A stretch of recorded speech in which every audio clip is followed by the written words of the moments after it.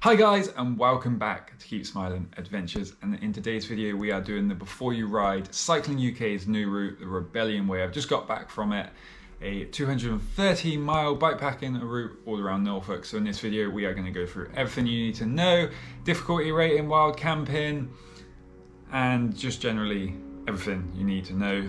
The difficulty rating will be between 1 and 10, 1 being super easy and 10 being super hard. I'll also be giving it my overall rating, what I thought of it. Again, 1 being don't bother and 10 being get out there and do it because it's absolutely amazing. Let's get into the Before You Ride the Rebellion Way. Let's do it.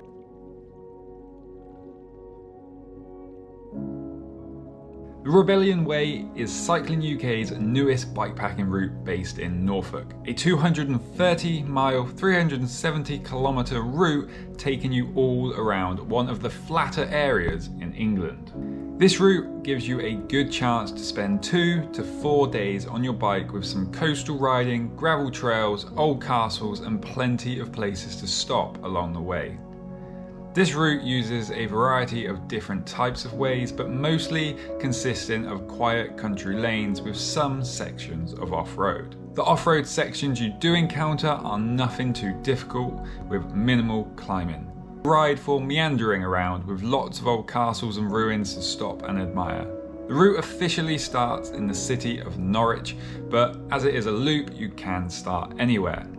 As this route is based around the county of Norfolk, it means that there is very minimal climbing and descending, but plenty of pedalling. As this route uses a bunch of different types of ways, it would be easiest to use a GPS for mapping.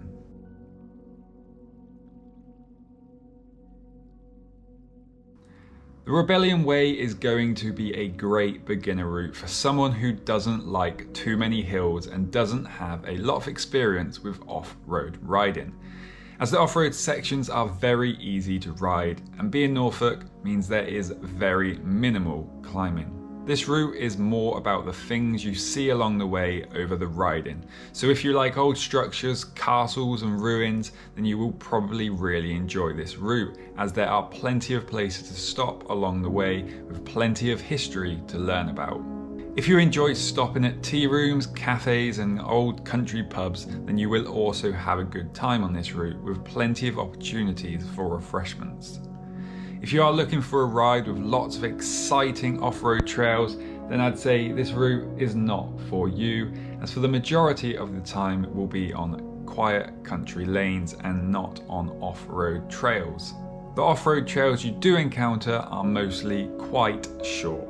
But if you are looking for a route to get outside and give bikepacking a go, then this route might be a good option, as it is very flat and easy to bail off the route if you need to. The Rebellion Way is a good option if you are someone working on improving your fitness and looking to go a bit further in the future.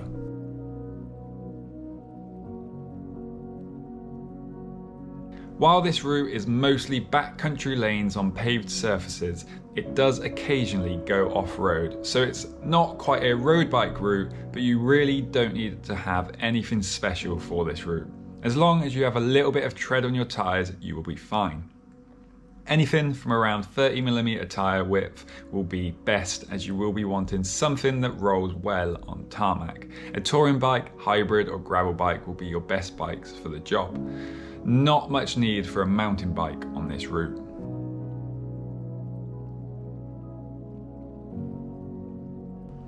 While on this route, I took the tent and wild camp all along the way. I didn't have much of a problem, as I was always able to find a wooded area out of the way, out of the rain. But there are plenty of fields you could also pitch up for the night, as long as you set up late and leave early and leave no trace. There are also a lot of tree areas on this route, so you could possibly use a hammock. There are also a couple of official campsites along this route, but you will likely need to book early in the summer months. You also have the possibility of staying in hotels and B&Bs along the way if camping is not for you, as you do come through lots of little towns and villages along the Rebellion Way.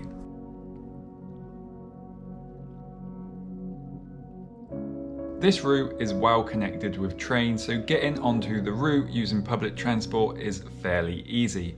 The official starting point in Norwich has a train station, and others include Diss, Thetford, Kings Lynn and Sheringham.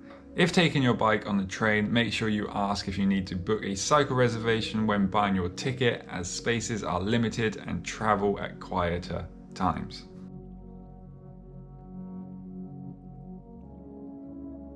The difficulty of this ride is very much on the easy side. I'll give it a 3.5 out of 10. As long as you are okay with cycling 230 miles or 370 kilometers over however many days you choose, you shouldn't find any of the terrain too challenging. All of the off-road trails are very straightforward to cycle on and are mostly well trodden, and the road sections are pretty flat, with only small short climbs. Something to mention though is that although this route uses mostly quiet lanes, you will still be riding with other road users, so you will need to be comfortable riding on roads with cars. Some of the areas you do come through can be quite heavy with traffic depending on what time of day, especially coming into Norwich. There is also a couple of busy road crossings with no official crossings.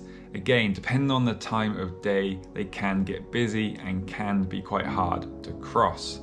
I spent around 10 minutes trying to cross this road.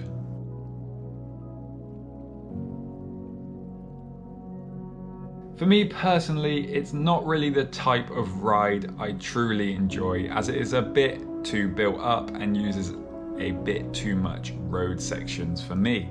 So I will give it a 4 out of 10. But don't let that put you off, as I can see some people really enjoying this route, especially someone who has yet to try bikepacking, or should I say touring. Like I said, if you are interested in history and castles and stopping at pubs or tea rooms, then you will probably rate this a lot higher. If you are not looking for a demanding ride to test yourself and just want a nice meander in the countryside, then I'm sure you will enjoy this route.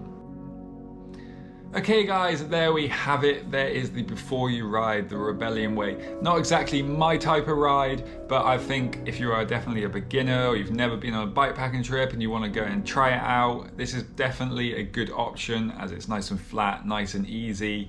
In that respect, the riding is generally just quite straightforward, so you don't need to have super loads of skill, just a general level of fitness and you should be good to go. You don't even need any nice big special bikes or expensive bikes. Most bikes you would be able to ride this route quite straightforward and enjoy all them pubs and cafes and tea rooms if that is your type of thing. But if you found this video helpful, give it a thumbs up, and if you are not subscribed, consider subscribing. If you haven't seen the full video, the full adventure of the Rebellion Way, I'll put a card up wherever it is. And until next time, keep smiling. Enjoy the adventure.